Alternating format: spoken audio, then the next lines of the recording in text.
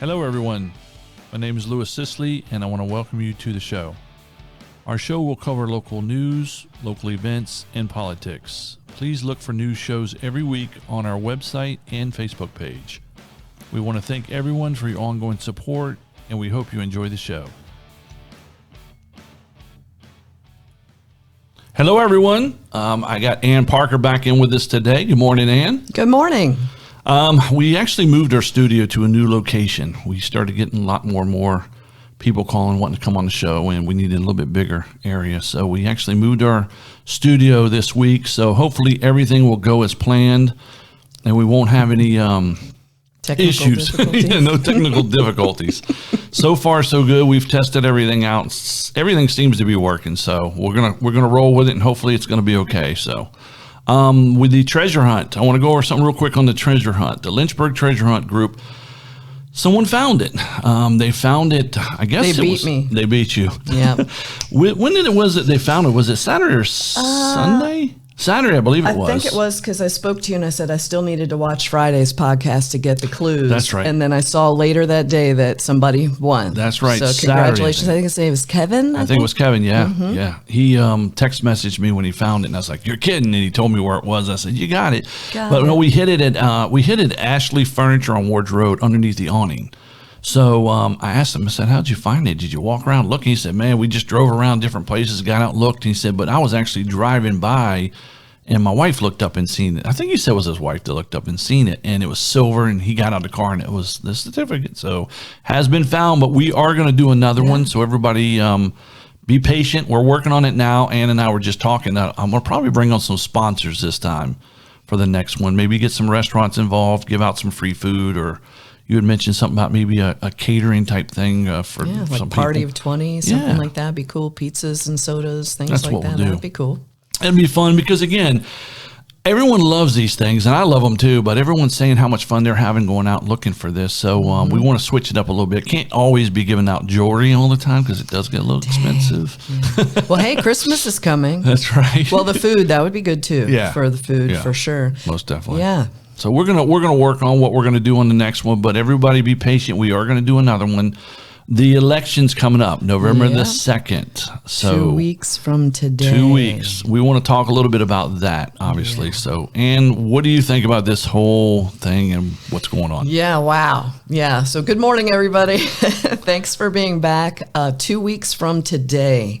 So this isn't just me for school board, Campbell County, Timberlake District, and Louis for 59th delegate.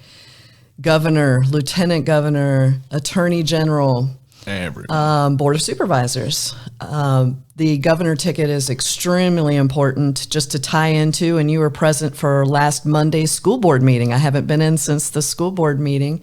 Very entertaining and informational and educational. So I encourage anyone here. It actually is very entertaining, so don't be afraid when you see it's 2 hours. The speakers are at the beginning. I would recommend if you want to just get the nuts and bolts, listen to the speakers, and then fast forward to where you see the board having their comments at the end, towards the end of the meeting.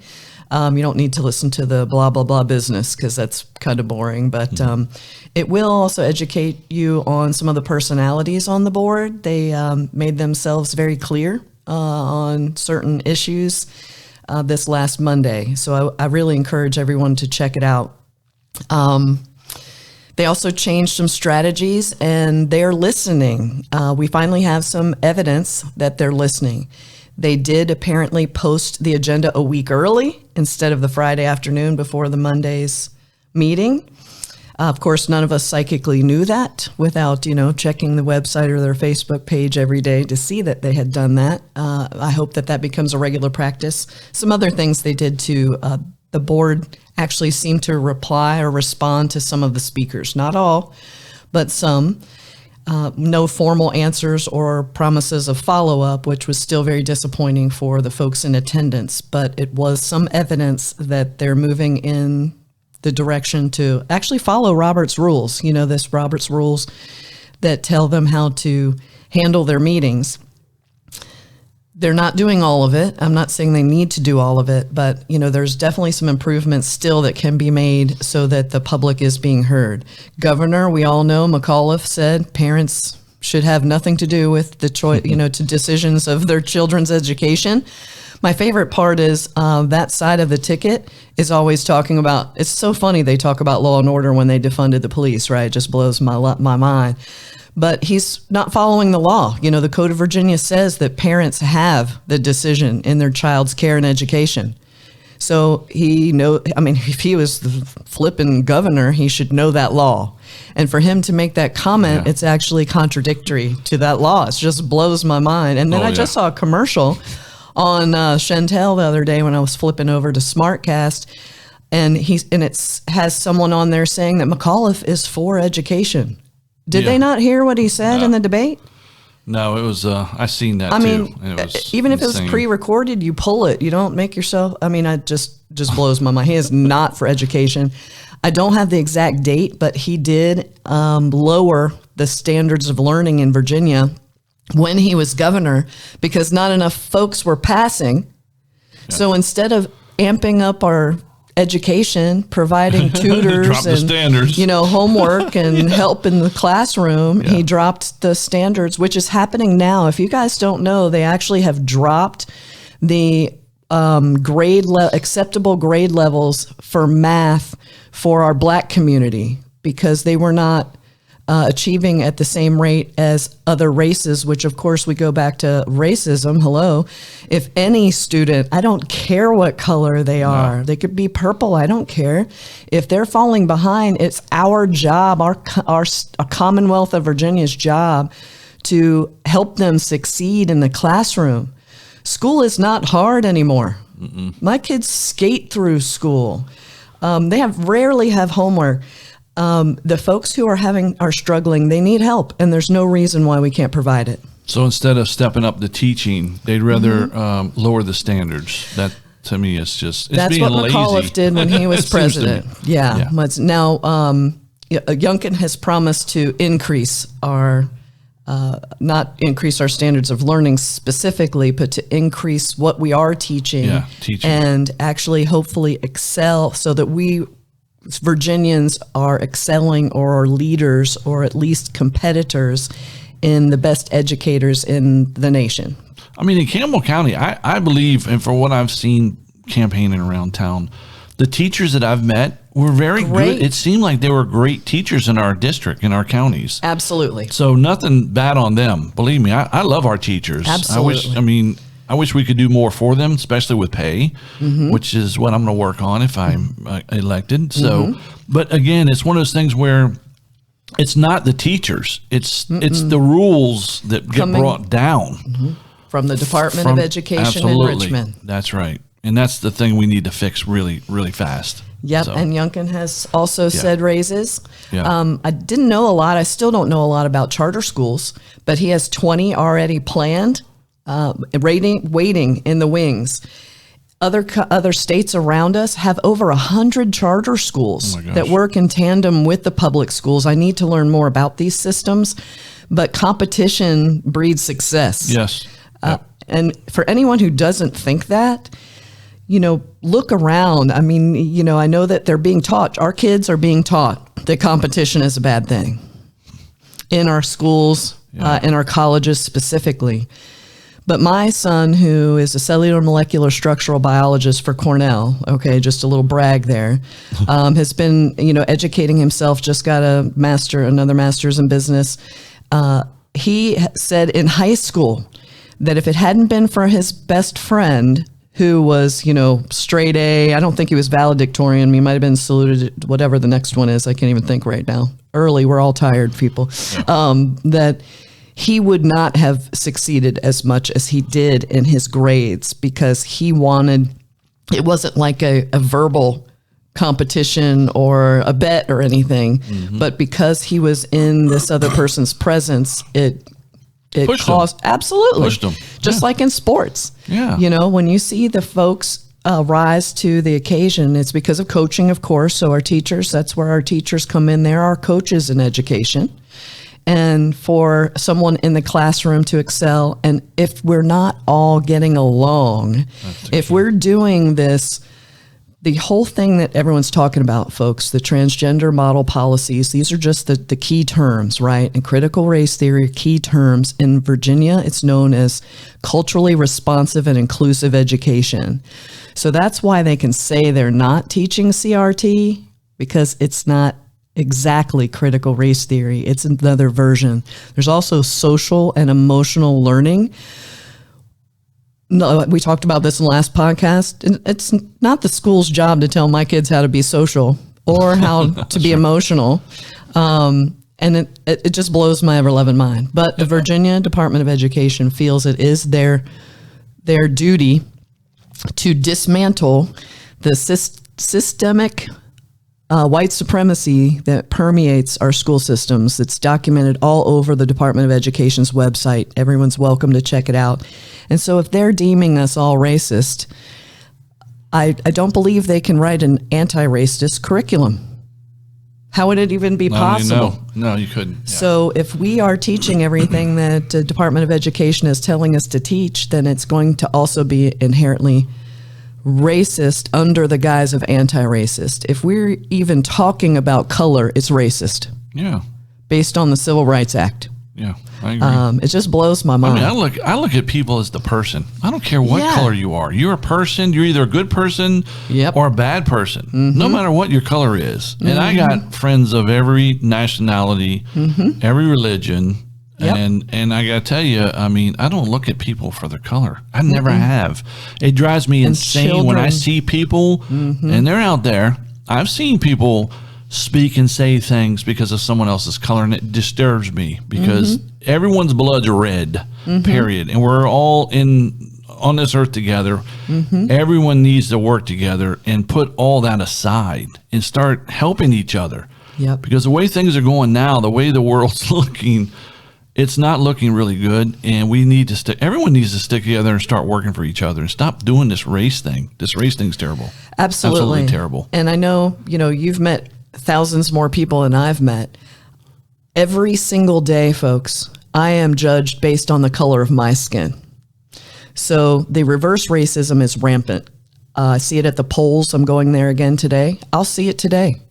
Folks will see that I'm white, and they will walk around cars. I had one, literally, I told you, I parked my car really close to the registrar's building so they couldn't avoid me. They'd have to at least come somewhere near me. And, I stay in my little charted off area, the painted lines on the, I'm not going to be aggressive or anything, but I'm like, hey, are you here to vote today? If you need any information.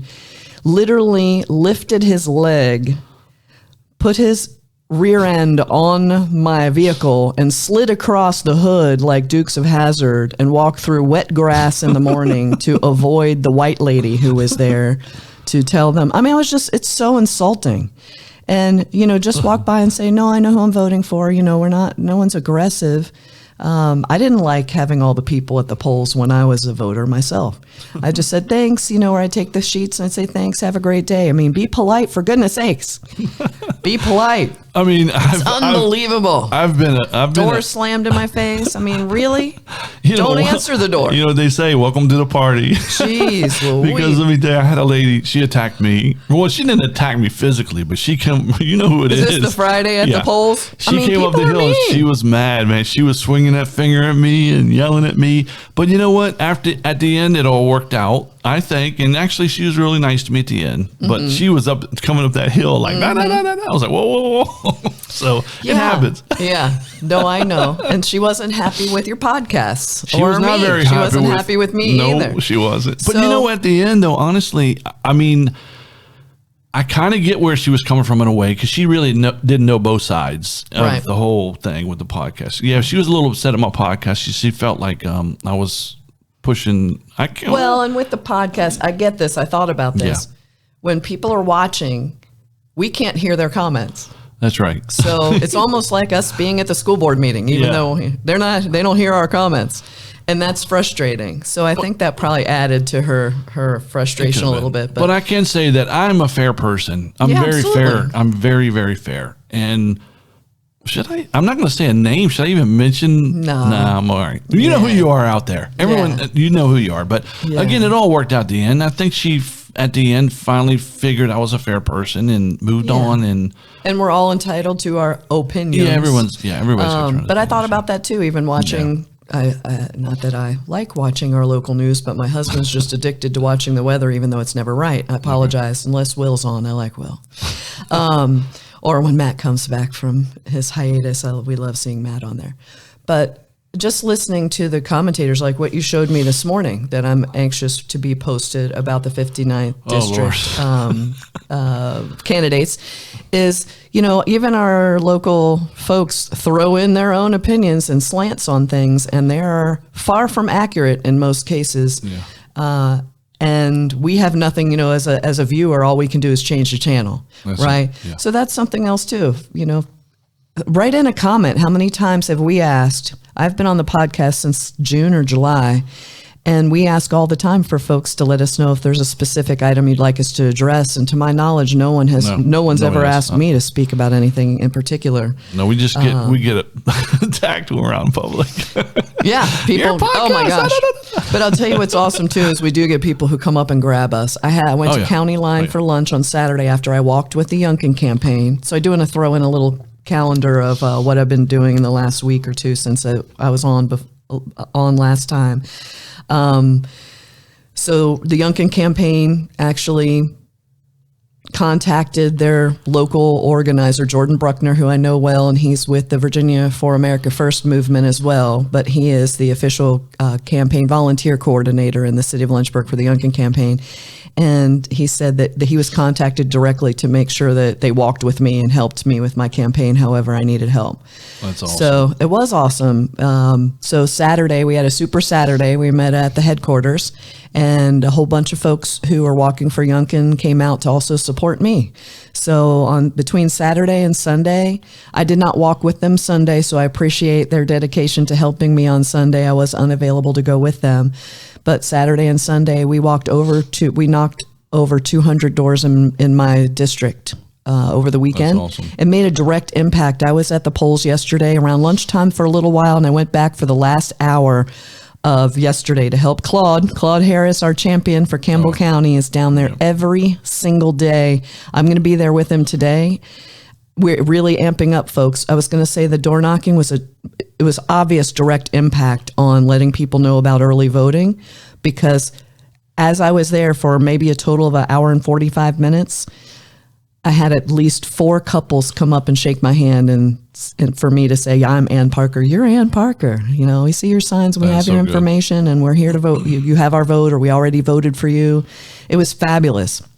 And it's as a result of that getting in front of the voters, with the information, even if we just left it in their doors. But it was fabulous. I appreciated that.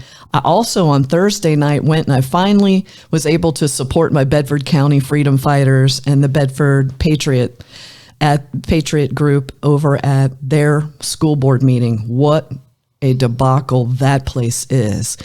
Now they have some benefits because they have 3 folks on their board that vote against all of this madness from Richmond, but there's still a 4-3 majority. So they start their meeting at 5:00, just like the city of Lynchburg. Suppression, maybe? I mean, are you kidding? And that's the closed meeting, so they make everybody else wait. And then they break for their catered dinner. Catered dinner.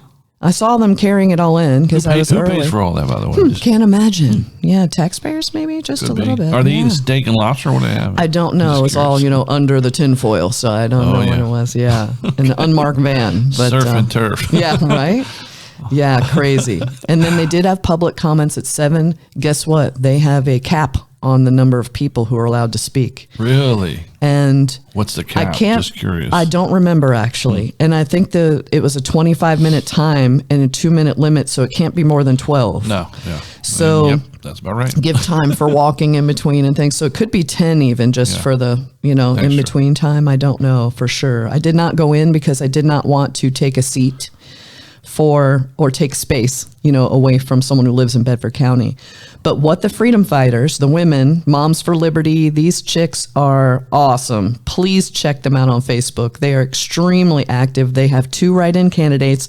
And Louis, we have to do this next election. I didn't even think about this, that a sign company would do this. They made cutouts of their candidates holding up their signs that say what district they're in and to vote for them. Oh, and they take them around Bedford County and they're like, hey, Dwayne and Matthew are at this store in Huddleston today. Come out and see them. You know what I mean? It's so cool. Funny. I mean, they're doing so much to help these gentlemen.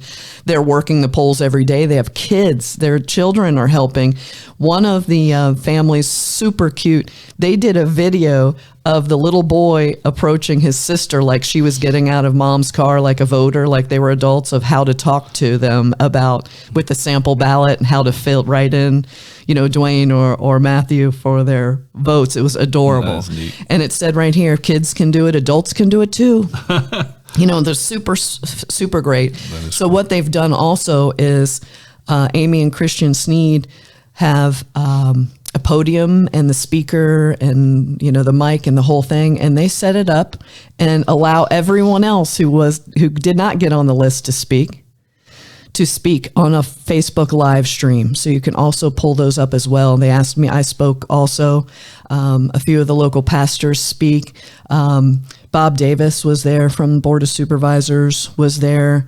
A bunch of mothers, concerned mothers. Some really horrible things are happening over there, you guys. I'm going to give you one quick story at Bedford County. I don't specifically remember the name of the birth defect or the medical problem that this child has, but it's something facial where he has multiple surgeries. Last year, they accepted his medical waiver, and he did not have to wear a mask.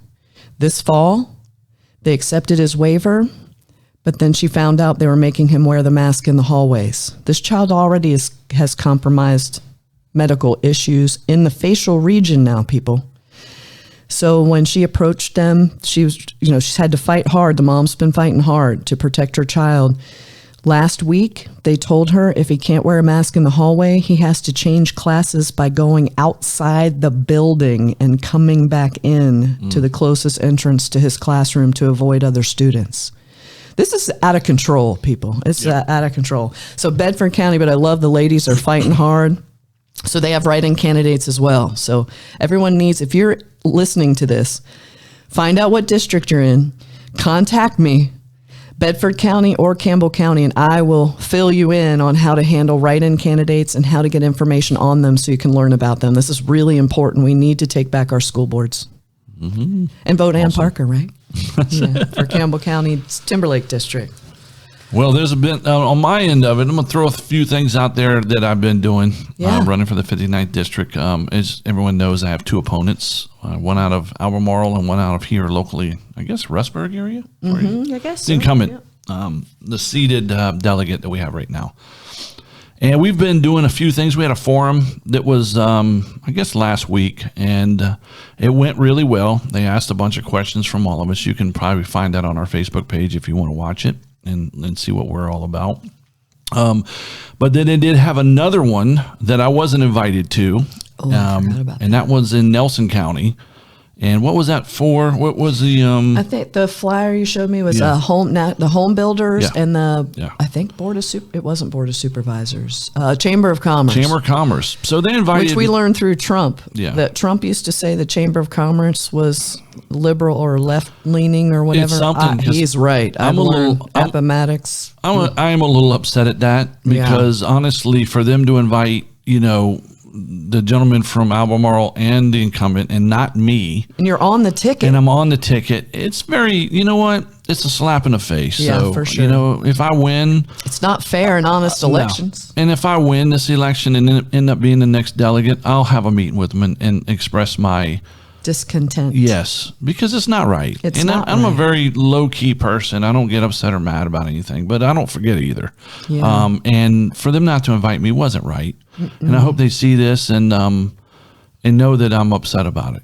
You know, to totally not even invite me is bad. Especially I'm on the ballot. On the ballot. That's the whole thing. But anyway. If you were a write-in and they could say they didn't know of you, that would be one thing. Exactly. But and I'm out there everywhere. So anything, I mean, I got a lot of stuff out there. I got a lot of Facebooks. We do podcasts. Yeah. We got so much stuff. There's no way they couldn't have known there was another person on that ballot. Well, and they definitely knew. Someone had voted early, and they definitely know who's on the ballot. But that's okay. Again, if I win, shame on them. And if I don't win, they're still going to hear about it on my podcast. I was going to say. But if I win, I'm going to meet with them. So I'll let that go now. Not get myself into a frenzy. Yeah, don't get riled up. Yeah. Cindy's like, oh my God, you get into these frenzies. It's because I see what's going on around me and I don't like it. There's a lot of stuff that's going on. It's just a lot of holes in the system. Big time. That was privately, of course, organized, but we've seen a lot. We were discussing before, a lot coming from our government entities where we've asked questions about elections, about rules, about where, what, when, how, to find out that we've been given incorrect information. I don't know if it's because the people didn't know the right answer. I don't know why they would have given us an incorrect answer intentionally. Or like I say when I teach real estate classes, just the most important thing you can say is I don't know. Let me get you an answer. And let me find out for you because I don't want to tell you something wrong. Absolutely. It's simple. But there's a lot of people that won't do that. Nope. They just spout out an answer. No, they wing it. And then it comes back and then they're like, well, you told me this. No, I didn't. I didn't tell you that. Well, yes, you did. No, I don't remember telling you that. You know? And that's happened a lot with government employees that are supposed to be helping us in these situations. So if you don't know, just say, I don't know. I'll find out and let you know. Or hand us the regulation. I can tell you that's happened to me twice. And I'm not going to throw out names because I never do. Twice I've been told something that was incorrect. And it shouldn't have happened. They should have said, you know what, I don't know, Louis.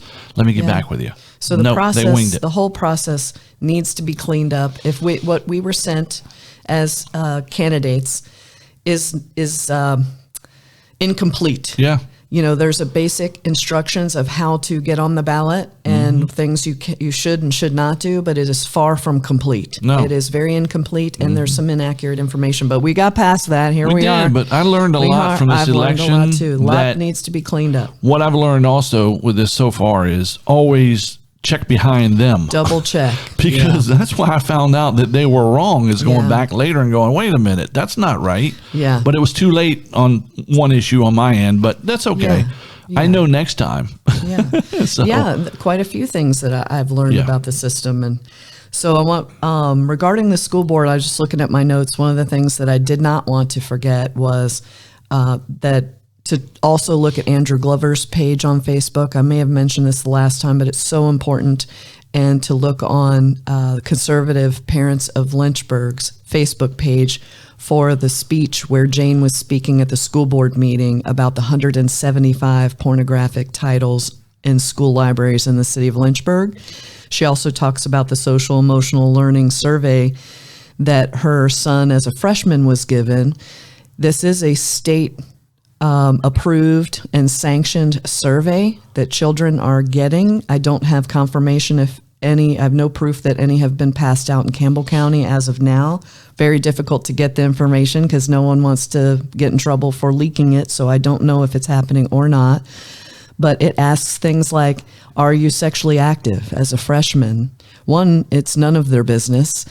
Jane actually pointed out there's a Pupil Protection Act, which I'm learning about as well, where they're not allowed to ask any personal questions without parental consent. Of course, they've removed parental consent from almost the entire Virginia Code. I've got a bunch on vaccinations over here. If anybody would like me to send them some resources, I have all the links in an email. Happy to send you the email. It's actually very disturbing. And she also asks if their sexual activity, how often is it with a member of the same sex? No. These books that are in the schools, please look these up. Titles, parents, if you're listening, The Lawn Boy and Queer Memoir. Those are the two hot button books. But please listen to that speech. She also mentions a website where you can check your schools for certain titles. That's the thing, is you have to have the titles or search keywords. But it is happening, guys. It's leaking into our schools. until we're inside our schools, which of course we all know we're locked out because of school shootings, we're locked out because of COVID, so parents can't even go into the schools, and we sure aren't going to ask our kids and grandkids to go check these books out from the library. But we do need to be more involved, talk to your teachers, I never went to any teacher conferences because my kids did well, and I felt like, what are we going to talk about? I will never miss teacher conferences again, even though my children are still doing well. I want to be in the school, and I want to be able to talk to them and get to know who they are as people, and that will give me a better idea of if they're, which side they're on. I hate to say side, but it has clearly become sides. We need Youngkin in there. He has been very clear that he will ban CRT.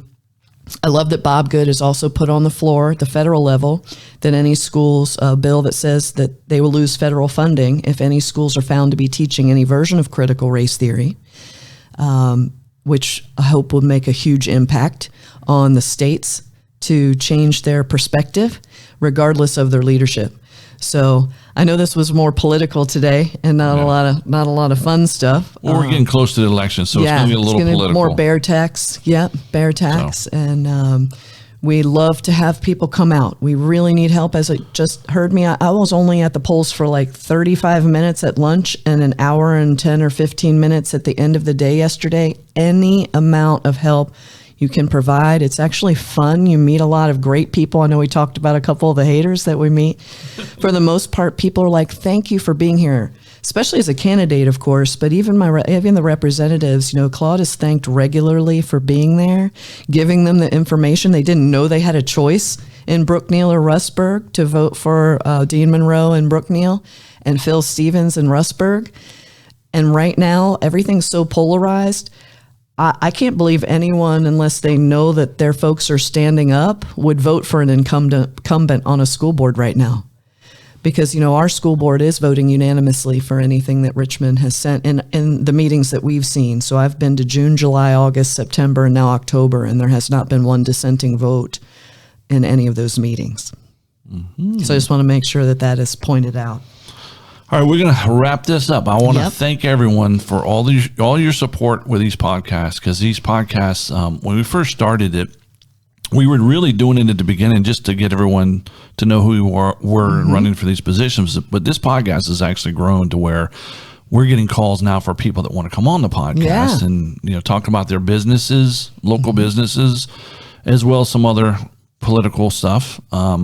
But we're open to having anybody on the podcast. I mean, if we can schedule times and it works out, we'll put you on the podcast for, if you want to promote a business or whatever. So just to know that I'm very fair. Getting back to I want to put one thing out there, getting back to the lady that was giving me the, I was joking. I mean, I ended up talking to her and ended up being a really nice conversation. So I want to throw that in there too, in case you think I'm still... I was joking. Yeah.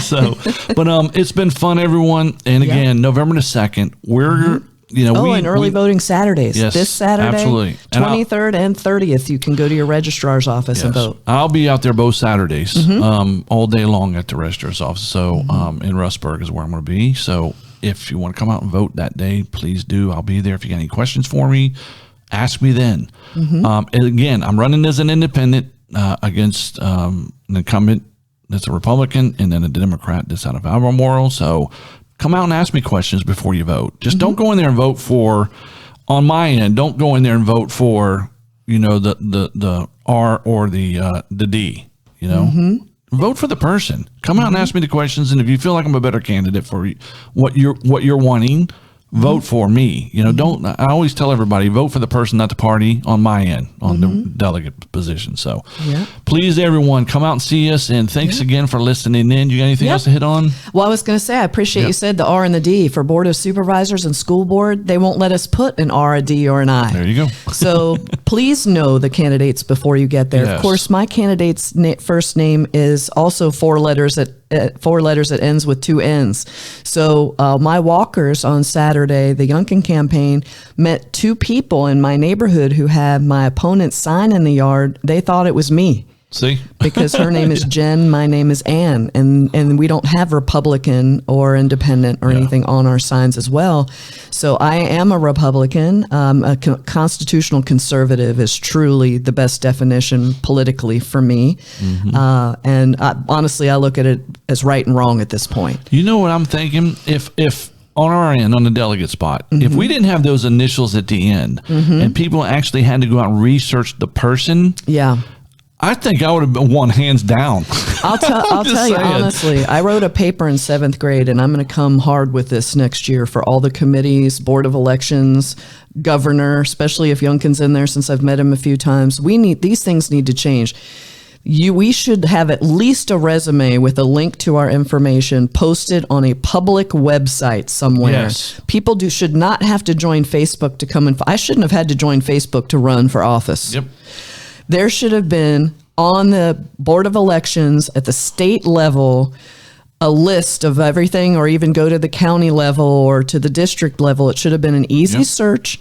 You see 59th district delegate, here are the candidates, here's their resume and a link to some of their social media or their personal websites or information. Why? I know why. It's intentional. But more information needs to be provided from our government, from our paid employees about our elections and our candidates. And do your research. I tell everybody, guys, I've had comments to people that, have written, vote only Republican or vote only Democrat, No, you better go do your research this time. This time around is most important. Do your research on the person. Don't worry about the R or the D right now. You better worry about the person that's going to get in and do the best job for you. It drives me crazy, and I get it. I understand. People are going to run with a certain party. Okay, great. But they don't even participate. A lot of them don't even know what their party's running on. They're not at the meetings. They're not at the meeting. They don't know anything about the person running for the party. They have no clue. And it drives me insane. It's such an important position. Do your research on the person and stop with that whole DNR thing. You better look into the person. And folks like to throw Joe Manchin's name out there a lot as a conservative or a moderate Democrat who votes more for Republican bills, or not more, but leans that way, or he at least is willing to reach across the aisle. So we are so hyper focused on getting seats back. So we need to get conservative votes back. That's the key. Just bottom line. I see our parties, obviously, guys, if people haven't noticed, they've all changed. I feel like the Republican Party as a whole has changed for the better. There's more of a constitutional movement happening. But we still have a lot of work to do. I'm just now getting involved, so I don't even pretend that I wasn't an uneducated voter before. But I'll never be again. No, I will never be. I will meet sheriff candidates, in person or attend their events and hear them speak.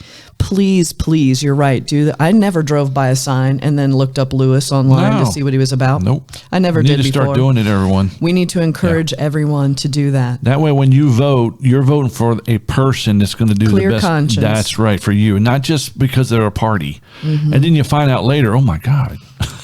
Well, sometimes there are unopposed folks too. We've got to make sure no one runs unopposed. That's right. I'm with you.